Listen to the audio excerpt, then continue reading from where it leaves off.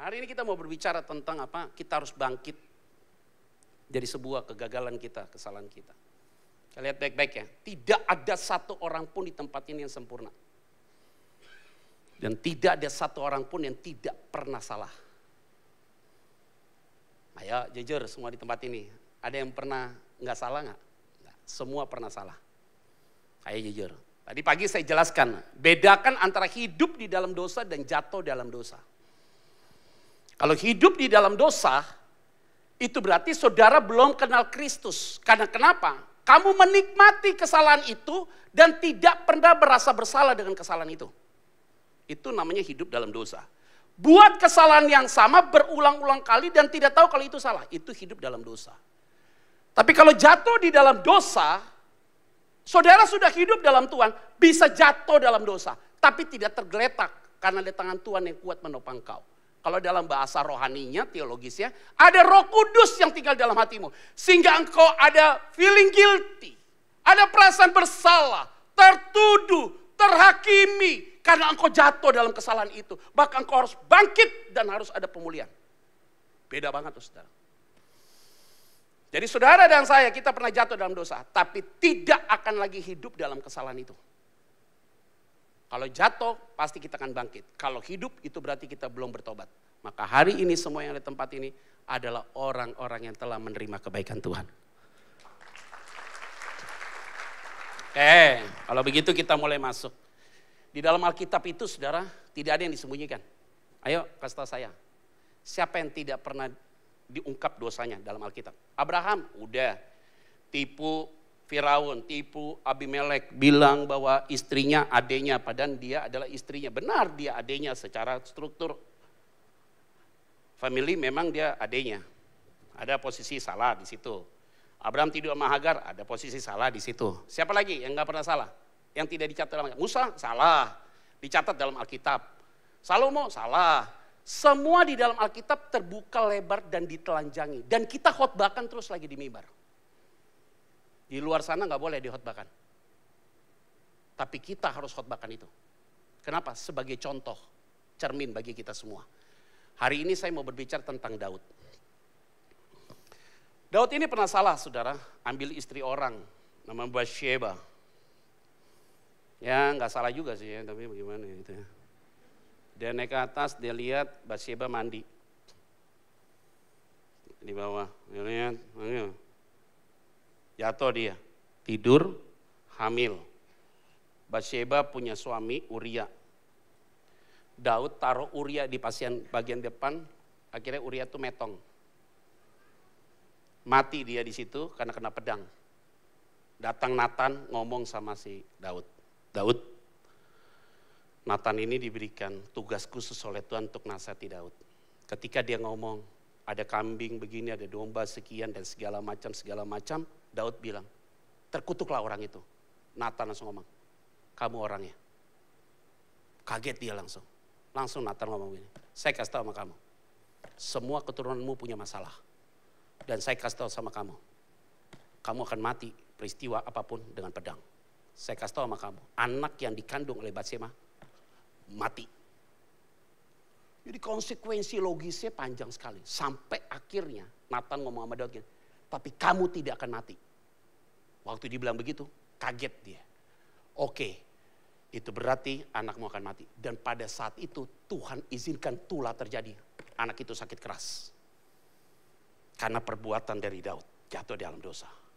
Anak itu sakit keras, karena memang harus mati. Tidak gampang saudara. Yang kita mau bahas hari ini tentang peristiwa itu, tapi kita harus move on dari peristiwa itu. Kita baca yuk. 2 Samuel pasal 12 ayat 16 sampai dengan terakhir. Kita baca yuk. Ayat 16 kita akan baca. 2 Samuel pasal 12 ayat 16 kita akan baca. Lalu Daud memohon kepada Allah oleh karena anak itu. Karena anak ini mau mati. Kalau mau baca dari 15 juga gak apa-apa. 15 dulu ya. 1, 2, 3 ya. Kemudian pergilah Nathan ke rumahnya.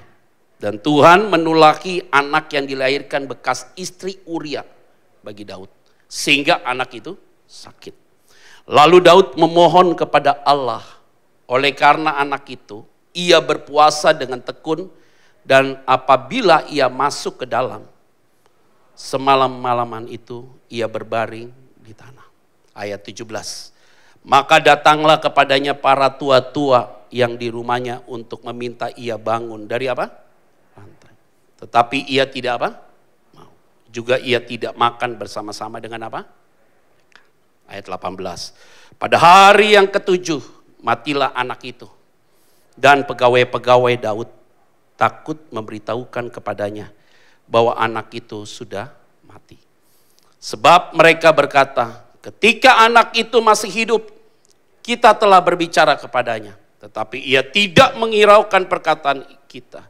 Bagaimana kita dapat mengatakan kepadanya anak itu sudah mati? Jangan-jangan ia mencelakakan apa?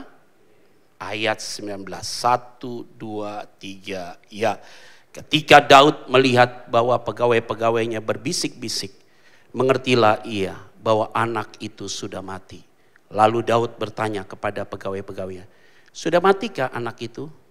Jawab mereka, sudah. Ayat 20, lalu Daud bangun dari lantai. Ia mandi dan berurap dan bertukar pakaian. Ia masuk ke dalam rumah Tuhan dan sujud menyembah. Sesudah itu pulanglah ia ke rumahnya. Dan atas permintaannya dihidangkan kepadanya roti. Lalu apa? Top. Begitu dong. Anakmu mati nih. Gue puasa. Supaya anak itu jangan mati. Supaya anak itu hidup, puasa dia. Puasa dia. Gak mau diganggu. Berlutut. Sampai dia teriak. Kalau bisa anak itu gak usah mati. Selesai. Anak itu metong. Baru dia tahu, berbisik-bisik nih, ada apa nih, kasih tahu. Kenapa nih? Coba kasih tahu saya jujur. Anaknya udah mati. Oke, selesai. Ayat 20, Daud kembali mandi, makan. Hidup harus begitu. Apa artinya? Kita pernah gagal nih, udah cukup. Yuk salah, oke. Yuk seperti apa? Oke. Kita udah selesai nih urusan. Konsekuensi logis sudah kita terima nih. Kita harus bangkit dong. Jangan lagi ingat yang sudah lewat di situ. Kalau kita ingat di situ, seolah-olah Tuhan tidak mengampuni kita. Oke, kita pernah salah di sini. Kita sudah selesai. Hari ini kita ada di sini. Jangan diingat lagi dong. Harus bangkit supaya kita menjadi pribadi yang hebat dalam Tuhan. Ini penting nih. Ini pelajaran iman nih. Gak usah diingat-ingat lagi dong peristiwa yang sudah lewat. Kalau kita terus ingat di situ jadi masalah loh. Siapa sih orang yang tidak pernah salah di sini? Udah gak usah pusing. Saya selalu bilang begini, seburuk apapun masa lalumu, ingat loh, salib itu sudah selesai loh. Salib itu perjumpaan orang berdosa dan Tuhan. Dan kita bersyukur hari ini kita sudah dimerdekakan Tuhan. Karena kita tahu kita umat pilihan Tuhan. Ada minyak nih. Bangkit dia, bangun, dia makan, dia santai. Wah ini hebat banget nih. Ini orang kayak gini mau maju nih. Gak usah pusing lah. Satu pasangan datang sama saya, mau nikah.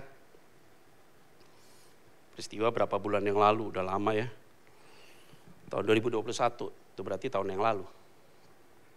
Pak, pacar saya hamil pak. Oh iya? Ya udah nikah dong. Udah cukup. Jangan lakukan macam-macam lagi ya. Iya. Udah nikah aja pemberkatan. Iya tapi saya udah gugurin. Cocok loh.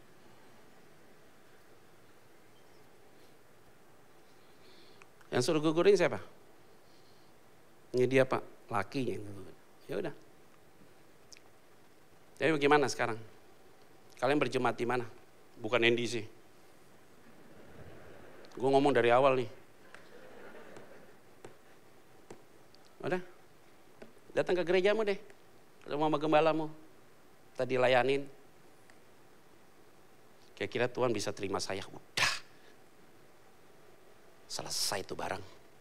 Udah salah ya nih? Ya, udah cukup. Minta ampun. Ketemu sama gembalamu, dilayani pribadi, jangan berbuat lagi. Melangkah ke depan. Saya tadi gak mau gugurin. Udah gak usah dibahas, orang udah gugur kok. Gak apa-apa. Anak muda juga mau nikah, saya tanya lu udah hubungan seks apa belum? Udah pak. Jangan hubungan seks lagi ya, sampai pemberkatan nikah. Udah hubungan seks, udah. Dari kapan? Dari awal pacaran. Stop hubungan seks sampai pemberkatan nikah. Mau marah sama dia? Mau bilang apa sama dia? Kalau gitu nggak usah nikah. Kan bahaya. Udah salah, terus mau diapain? Mau marahin dia? Bisa. Jangan lagi ya, iya. Kita udah tekad kok Pak, enggak lagi. Iya di depan pendeta. Oh bener nih ya, bukan di depan saya aja loh. Gue yang mau berkati nikah lo loh. Saya ngomong sama dia, lo bener loh. Lo jangan bener-bener loh, jangan hanya buat senengin gue, enggak penting loh. Kalau dibilang gue enggak, ya setelah ini kita ngobrol enggak juga nih, iya. Sebulan, 2 bulan ketemu lagi saya tanya, bagaimana? Aman gak nih? Nanya apa? Pasti gitu kan? Aman gak nih? Aman Pak, kita enggak ada sentuh sedikit pun. Tapi tetap harus percaya ya saya. Ketemu sama dia, baru saya tanya, udah bener nih enggak ngelakuin lagi? Enggak Kak. Bener Kak, sama sekali kita enggak. Setelah pulang dari situ Kak, kita di mobil nangis terus gak pernah berhenti. Hebat ya. Bukan mulut gue loh, karena waktu Tuhan buat dia. Orang kayak gitu mau lempar batu. Bisa. Masih syukur dia ngaku. Seneng sekarang anak-anak milenial Pak Yos. Kalau saya lah ini anak milenial yang mau nikah, seneng Pak. Sekarang mereka open book banget kalau ditanya. Lu pacaran udah sampai mana? Udah Kak, udah ini Kak, udah cerita lu tanpa ditanya lu. Tapi saya seneng sama anak-anak sekarang, kenapa begitu? Yuk open book. Jadi kita tuh gak perlu korek-korek masalah. Dengan kalian terbuka, kita treatmentnya bagus, konselingnya bagus. Ya lu, pacar saya ini Kak, kenapa? Dulu pernah nikah Kak. Wah, lu umur berapa sekarang? 23. Tuhan Yesus. Surabaya nih, bukan Jakarta, Surabaya. Oh gitu, iya. Kok bisa 23? Iya dijodohin sama mama papa, umur 19 tahun. Gak cinta Kak. Diberkati gereja, iya. Gak usah disebut gereja. Terus bagaimana? Udah gue tinggalin Kak, sekarang gue sayang sama dia. Ajaib. Bagaimana? Kan saya ketemu kamu di gereja ini nih. Surabaya ya, Surabaya. Saya ketemu di sini, lu ketemu sama gembala, lu ngomong cerita sama gue. Karena selesai khotbah dia nyamperin saya, ngomong sama gembala mau cerita di situ. Pembinaan. Saya tanya sama gembalanya teman baik, iya Pak. Saya bilang lu jangan lakukan lagi, nanti kita akan treatment dia bagaimana. Siapa sih hari ini saudara yang tidak pernah salah? Kerugian apapun, kesalahan apapun yang kau lakukan hari ini, saya mau sampaikan. Itu masa lalu kita. Bangkit dong, supaya kita lihat kebesaran Tuhan luar biasa. Enggak, dia enggak puasa lagi loh, saudara. Dia bangkit, dia mandi, dia ambil makan. Itu realistis banget. Waduh, kalau enggak dia nangis terus. Papamu udah meninggal, mamamu udah meninggal, suamimu udah meninggal, istrimu udah meninggal. Sampai hari ini kamu masih nangis terus. Ada yang salah dalam dirimu. Udah meninggal dia sekian tahun, kamu masih nangis, ingat dia air mata jatuh, Udah, hati-hati setan masuk. Jangan konyol tuh, peristiwa berapa tahun yang lalu, istrinya meninggal, baru nikah 5 bulan, belum punya anak, suaminya mau terjun ke dalam payos. Aku sayang sama kamu, aku mau sehidup semati, mau lompat. Pihak istri jangan. Waduh, pihak istrinya bilang apa? Waduh, ipar gue orang baik. Dikubur, selesai. Tanah belum kering. Nikah lagi tuh laki. Waduh, kita kalau datang penguburan begitu, ada istri meninggal begitu, suaminya nangis gitu. Waduh, ceburin. Masuk. Masukin, beton payos, beton. San Diego kan beton, buat 10 meter. Kasih tanah, metong sekalian metong. Lo jangan lip service lah, lagu lama lah. Jangan pulang dari tempat ini suami istri jangan ngomong nanti di meja makan. Pak, kalau gue mati kira-kira lu nikah lagi. Lu jangan cari masalah, tanya gitu. Itu pertanyaan konyol tuh. Kalau gue mati, saya gak mau itu tanya-tanya begitu. Istri saya pernah tanya gitu Pak Yos. Kalau gue ada apa-apa lu nikah lagi. Lu udah tahu jawabannya.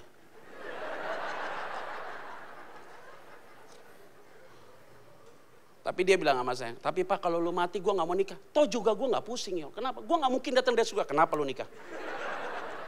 Ya udah realistis dikit lah. Ikut Tuhan tuh jangan aneh lah. Lu ngeroh, tapi jangan ngeroh. Dipenuhi roh boleh, jangan ngeroh. Jadi gila lu. Realistis banget loh. Ikut Tuhan begitu ya. Spirit iya oke, ikut Tuhan oke, ada spirit yang kuat. Tapi jangan aneh-aneh. Waduh lihat, udah meninggal papanya sekian tahun. Saya lihat papa ngelihatan papa jalan, lu ngapain? Saya lihat pak dia jalan di Ion Mall, ngeri.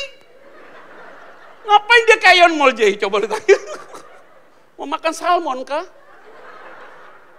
Jangan aneh-aneh deh, ikut Tuhan biasa-biasa aja bos. Lu mau ikut Tuhan yang model kayak begitu? Leadermu yang kayak begitu, ikut Tuhan. Lu mau ikut Tuhan gara-gara lihat leadermu kayak begitu. Lu jangan ikut, sesat lu. Ikut Tuhan tuh santai aja bos. Nikmati aja, realistis lah. Udah meninggal nih, oke dia berdiri. Makanya dia muncul tuh ayat 21. Apa ayat 21? Berkatalah pegawai-pegawainya kepadanya, apakah artinya hal yang kau perbuat itu? Oleh karena anak yang masih hidup itu, engkau berpuasa dan menangis. Tetapi sesudah anak itu mati, engkau bangun dan makan. Waktu anak itu hidup, kamu berpuasa menangis. Waduh, nangis. Tapi giliran anak itu mati, lu bangun, langsung makan.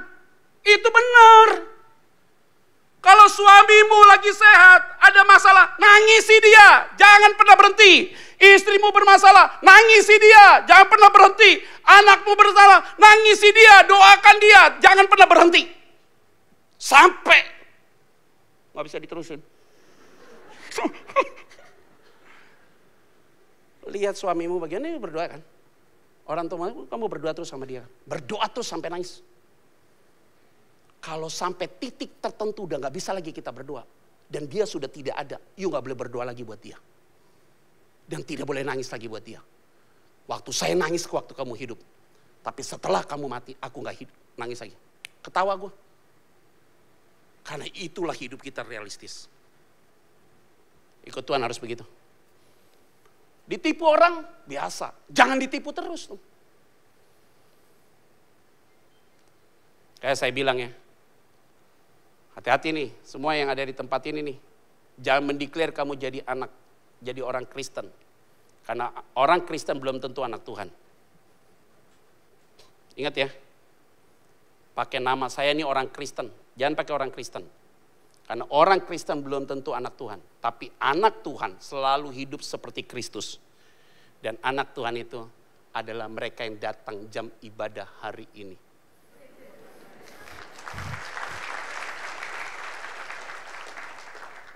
Itu aja lu seneng.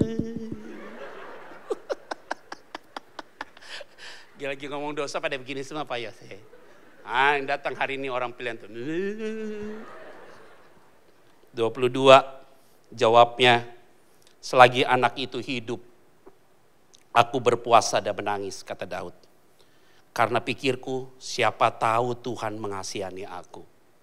Sehingga anak itu tetap apa? Ayat 23, tetapi sekarang ia sudah mati. Mengapa aku harus berpuasa? Dapatkah aku mengembalikannya lagi? Aku yang akan pergi kepadanya. Tetapi ia tidak akan kembali kepada aku. Realistis loh. Sekarang dia udah mati, pergi ke sana. Dia gak mungkin lagi datang ke sini. Nanti saya yang akan pergi ke sana. Udah gitu aja, selesai, habis. Kenapa harus diungkit-ungkit lagi? Ngapain kamu masih gadis, umur 25 tahun, diputusin pacarmu yang beda usia 5 tahun. Dan sekarang pacarmu itu udah nikah, udah punya anak. You masih sakit hati sama orang itu. Ngapain? Kamu masih cantik 25 tahun. Bangkit dong. Dia udah punya istri. Jangan didoakan Tuhan, ku tunggu dudanya. Nggak bisa begitu, gila. Mana boleh begitu kita berdoa. Banyak orang yang gagal. Masalah kayak gitu akhirnya tidak menikah. Tidak menikah karena Tuhan gak apa-apa. Kalau tidak menikah karena kepahitan, itu yang gak boleh. Ini cewek ngangguk, kayaknya banyak kepahitan di sini berasa. Bangkit loh, selesai. Nanti dia udah di sana, nanti saya akan nyusul ke sana. Itu kan secara teologis lagi ngajarin kita. Nggak usah ngebahas orang yang sudah nggak ada. Yang bahas orang yang hidup. Itu secara teologis juga kasih tahu sama kita, tidak boleh berdoa untuk orang yang mati. Nggak ada urusannya lagi, sudah tutup. Jangan pulang, karena nih kematian Kristus pergi ke kuburan kalian. Opamu udah meninggal 5 tahun yang lalu ngomong, opa dia bangun, ada apa sayang? Yuk bangun, kaget. Coba ntar. Realistis ya. Agak sedikit lah, pikiran bener-bener lah. Kita ini gak selamanya muda terus loh bro. Ada saatnya kita mulai kendor. Istri saya lagi tidur, dia bangun loh. Saya gak tahu tuh, kepala saya diginiin sama dia. Lagi tidur saya, apa sih ini? Saya bangun, kenapa Yol? Laki gue udah tua loh. Apa? Gue bangun pagi dulu, Pak Yos dia pegang kepala gue. Laki gue udah tua. Lu kok tau dari mana? Uban lu udah pamu, ini lu udah mulai mengkerut. Saya liatin dia gitu, ketawa-ketawa juga ya, sedap ya. Lucu juga, udah tua lupa kata dia. Anak saya yang sulung masuk. Dengar kan mas, sekolah online kan, udah onsite kan sekolah. Masuk ke dalam. Mami sadar ya papi udah tua ya? Siapa suruh nikah sama orang tua? Kata dia. Beda 10 tahun. Dia rasa gue udah tua loh. Ya karena saya udah mau masuk kepala 5 ya. Tapi kelihatan kan orang bilang 32 tahun.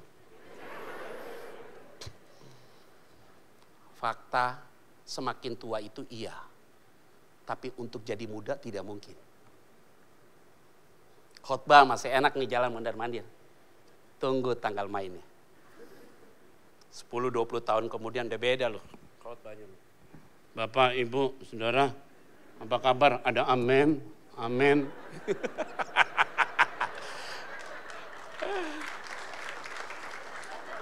Enggak, lu ngapain tepuk tangan? Wah lu kayak nubuatan gua harus terjadi loh. 20 tahun kemudian, 70 tahun tuh lah. Bapak, Ibu ada amin, amin, amin. Tapi saya kelihatannya 70 tahun gue masih oke lah kelihatannya ya. Kelihatannya ya. Tapi asal murad lagi tinggi banget nih hari-hari ini. 24, 25 terakhir. Kemudian Daud menghibur hati Batsheba, istrinya. Ia menghampiri perempuan itu dan tidur dengan dia. Dan perempuan itu melahirkan seorang anak laki-laki. Lalu Daud memberi nama Salomo kepada anak itu. Tuhan mengasihi anak ini. Dan dengan perantara Nabi Nathan, ia menyuruh menamakan anak itu Yedija oleh karena Tuhan. Setelah dia harus terima konsekuensi logis, Tuhan pulihkan dia punya anak Salomo. Salomo memiliki wisdom, before and after tidak ada orang yang punya wisdom seperti dia. Dia membangun bait Allah, walaupun ada kesalahan dia adalah penyembahan berhala. Tetapi Daud juga memberikan ruang gerak kepada Salomo dengan baik. Dan apa yang hari ini terjadi, Israel sampai hari ini tetap mengagungkan namanya King David. Dan King David menjadi raja yang dikenang bagi orang Israel. Artinya, yuk pernah gagal, oke, kita bangkit, Tuhan akan promosikan engkau akan dipakai Tuhan dengan cara yang luar biasa.